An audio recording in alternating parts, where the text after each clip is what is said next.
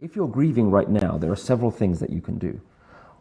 The number one thing that you need to do is to understand that what you're feeling is an emotion. And this emotion will pass. And I think that's a very important lesson for most people. Whatever you're feeling right now, even though it's the death of your uncle and it was only a few years ago, this emotion that you're feeling, know right now that that emotion is temporary. Well, and it definitely will pass. Is that something? Completely. Okay.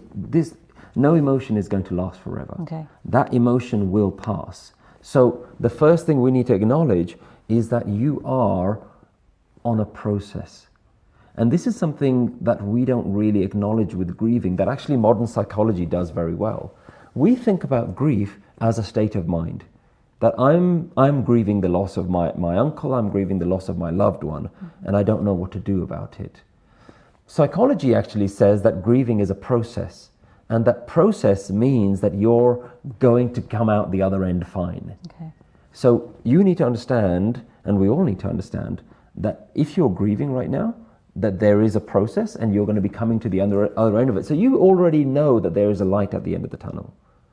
Now, we don't really understand grieving in any real deep depth, so we don't really know what to do with it. So I can't turn around and say, well, just stop suffering. And say, well, I can't really do that. What do you mean, just stop suffering? So we need to understand our very process of suffering, we need to understand it a little bit more. Suffering is directly related to how much we are resisting a scenario. Okay. So when you say that you're grieving, what you're really saying is, I'm not willing to accept that they died. Right. Okay, so it's within ourselves. You're resisting. Now, I can't say to you, stop suffering, but I can say to you, why don't you try to resist less? Okay, and that means, what does that resisting less mean? If you could elaborate on that. Sure. So, resistance is that within my mind, I'm not willing to accept this scenario. Okay. So something has happened. What is my resistance? My resistance is saying it shouldn't have happened. Why did it happen? Why did it happen to me? Why did it happen to him? He was such a good person. So your very mindset is saying, no, I'm not happy with this right now. This isn't right in some way. This is wrong. So by constantly engaging in that way of thinking is what I mean by resistance. You're resisting what has actually happened. Now, you have a choice.